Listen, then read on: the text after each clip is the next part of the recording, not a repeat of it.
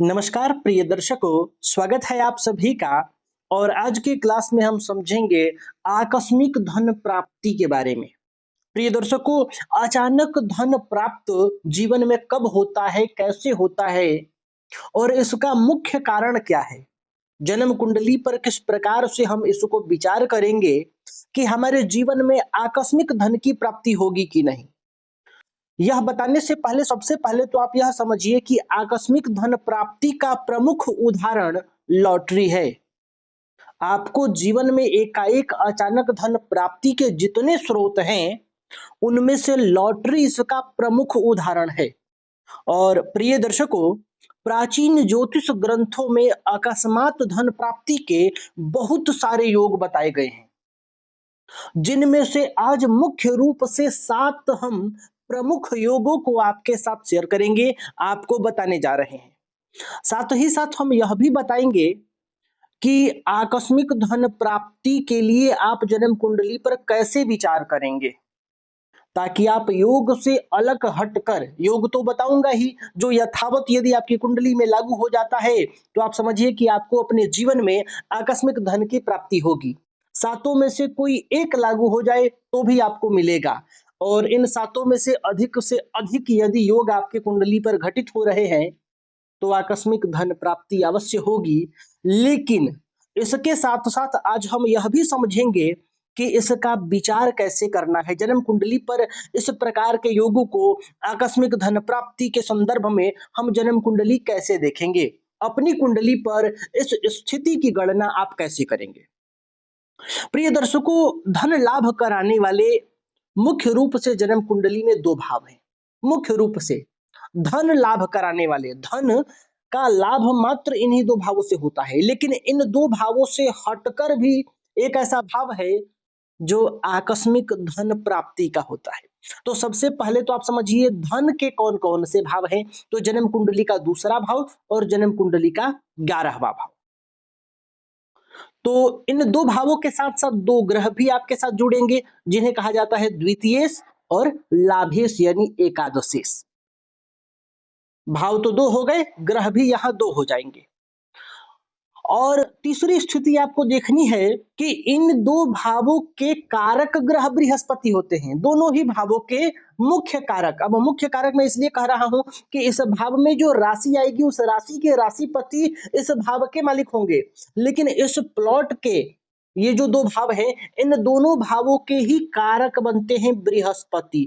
तो जन्म कुंडली में ये भी जो ग्रह हैं, ये धनदायक ग्रह हैं, धन दिलाने वाले ग्रह हैं, धन का लाभ कराने वाले ग्रह हैं।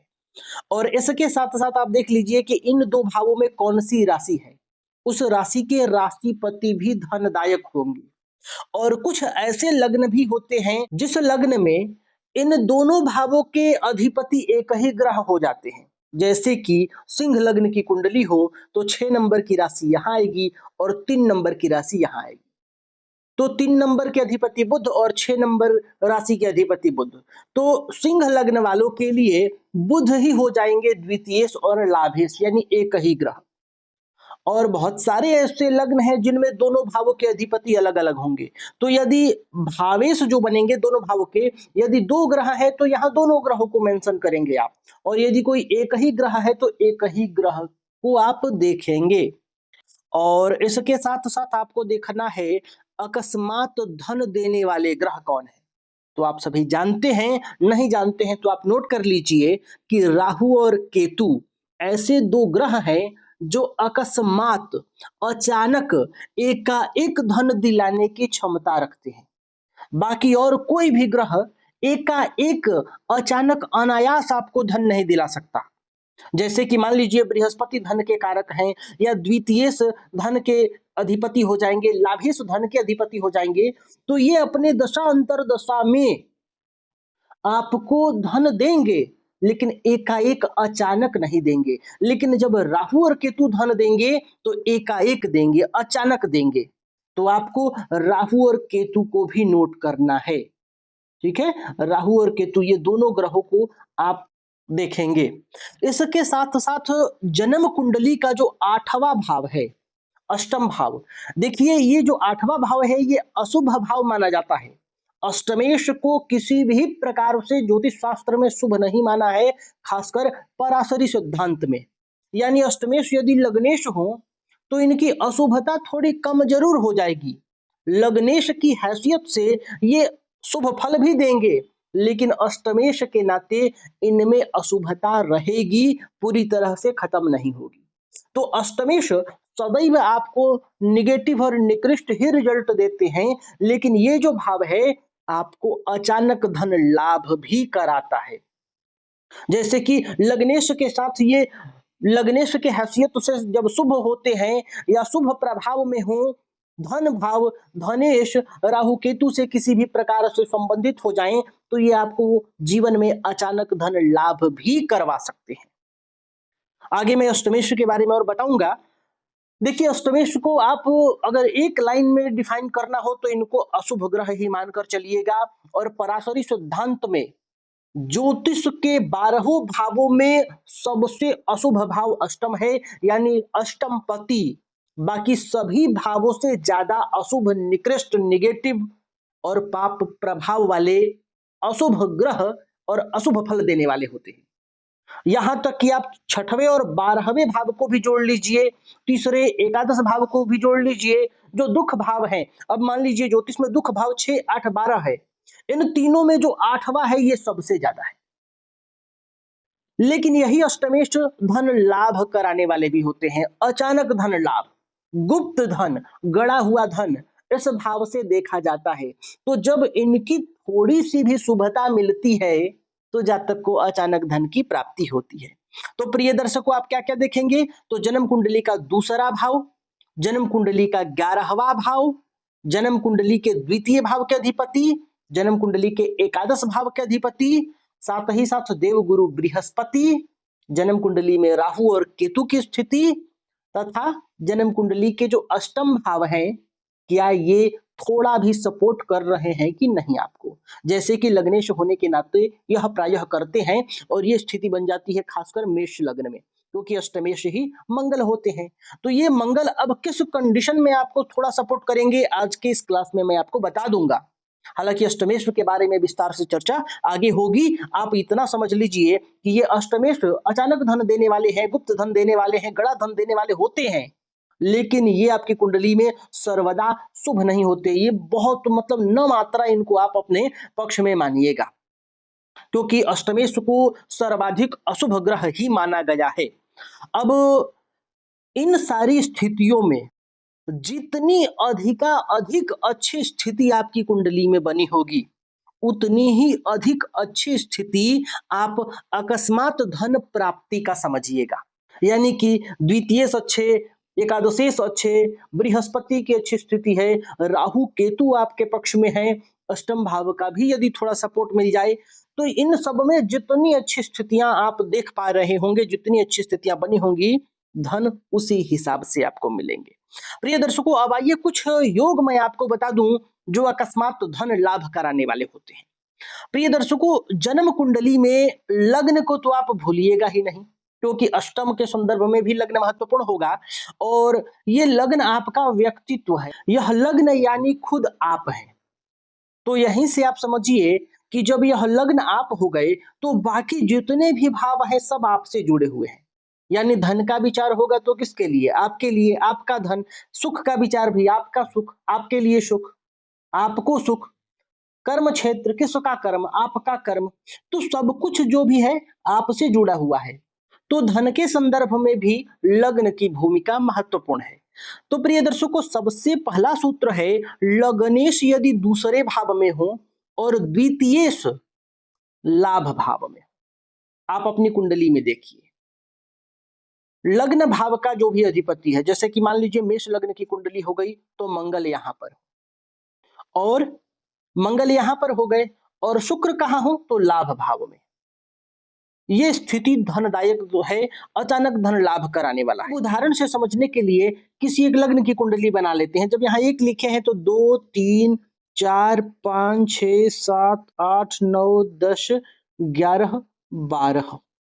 अब लग्नेश हो गए मंगल, तो लग्नेश बैठे हो यहाँ पर द्वितीय भाव में, और द्वितीय चले जाएं लाभ भाव में, तो द्वितीय बनते हैं शुक्र, तो यहाँ बैठ जाएं।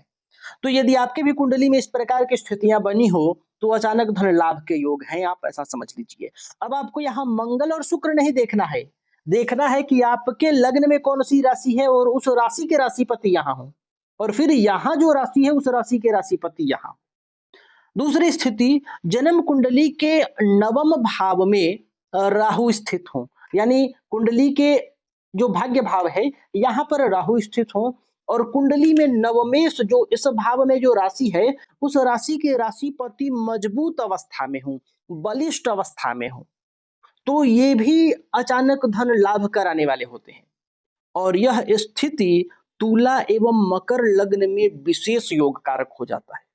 जैसे कि मान लीजिए मकर लग्न है, तो मकर लग्न में भाग्य भाव में 6 नंबर की राशि आएगी, तो जब यहाँ राहु बैठते हैं तो 6 नंबर में, तो इन्हें स्वगृही माना जाता है। और यहाँ बुध बलिष्ठ हो जाए तो फिर ये अद्भुत प्रभाव देते हैं। तुला लग्न की कुंडली हो तो भाग्य भाव में 3 नंबर की राशि आएगी, और यहाँ पर जब राहु बैठते हैं 3 नंबर की राशि, यहाँ मैं इसको लग्न बनाकर आपको बता रहा हूं कि भाग्य भाव में 3 नंबर की राशि आएगी, और जब 3 नंबर में राहु बैठते हैं तो ये उच्च के माने जाते हैं, और बुध बलिष्ठ हो तो यह योग और भी प्रबल प्रभावी हो जाता है, विशेष लाभ कराने वाला होता है, विशेष धनदायक होता है। हालांकि किसी भी लग्न में यदि भाग्य भाव में राहु बैठे हों और भाग्य से मजबूत हो तो आपको अचानक धन की प्राप्ति अवश्य होगी। खासकर आप इसे मकर लग्न और तुला लग्न यानी 10 नंबर की राशि यहाँ लिखी हो या 7 नंबर की राशि यहाँ लिखी हो, तो इस नवम भाव में 3 नंबर या 6 नंबर आएगा जो कि बुध की राशि है। तो बुध कुंडली में मजबूत हो और राहु यहाँ बैठे हों तो निश्चित रूप से आप अपार धन प्राप्त करेंगे, अचानक धन प्राप्त करेंगे, और मतलब जबरदस्त प्रभाव हो जाता है मकर और तुला लग्न में। अब अगला सूत्र देखिए, जन्म कुंडली में धनेश जो धन भाव के अधिपति हैं वो अष्टम भाव में बैठे हों और अष्टमेश धन भाव में बैठे हों, यानी धनेश और अष्टमेश का राशि परिवर्तन हो जाए। जैसे कि यहाँ भी मंगल बन रहे हैं तो मंगल यहाँ पर बैठे हों और शुक्र यहाँ पर बैठे हों तो भी अचानक धन लाभ के योग बनता है। अगला सूत्र है, लग्नेश लग्न में हो या अष्टम भाव में हो, और ये स्थिति तब जब लग्नेश और अष्टमेश एक ही ग्रह हो। तो जैसे कि मेष लग्न की कुंडली हो गई तो मंगल लग्न में बैठे हों या अष्टम भाव में बैठे हों तो भी यह स्थिति धन दिलाने वाला है, अचानक धन लाभ कराने वाला है। यानी लग्नेश और अष्टमेश एक ही ग्रह हो और वो ग्रह या तो लग्न में बैठे हों या जन्म कुंडली के अष्टम भाव में बैठे हों। अगला सूत्र है, लग्नेश धन भाव में तथा धनेश लग्न में हो। जैसे कि मान लीजिए मेष लग्न की कुंडली है तो मंगल चले गए धन भाव में और धनेश बनते हैं शुक्र, तो ये आ गए लग्न में, यानी लग्नेश और द्वितीयेश का राशि परिवर्तन हो जाए तो भी यह अकस्मात धन दिलाने वाला योग है। अगला सूत्र देखिए, सबसे लास्ट सूत्र, बहुत ही महत्वपूर्ण सूत्र, दशमेश एवं धनेश, ये दो ग्रह अब आपको देखना है और ये दोनों ही केंद्र या त्रिकोण में बैठे हों। जैसे कि यहाँ मेष लग्न की कुंडली में यहाँ बन गए शनि और ये शुक्र। अब ये शुक्र जन्म कुंडली के 6 भावों में से किसी भी भाव में बैठे हों, दोनों, जरूरी नहीं कि एक ही साथ बैठे। मान लीजिए यहाँ द्वितीय बनते हैं शुक्र, तो शुक्र यहाँ पर बैठ गए, शनि यहाँ पर बैठ गए, शनि यहाँ पर बैठ गए, शुक्र यहाँ पर बैठ गए, या इनमें से भी आप कहीं भी ये नोट कर सकते हैं। मान लीजिए शनि यहाँ बैठ गए, शुक्र यहाँ बैठ गए, यानी केंद्र त्रिकोण, केंद्र हो गया 1 4 7 10 और त्रिकोण हो गया 5 9।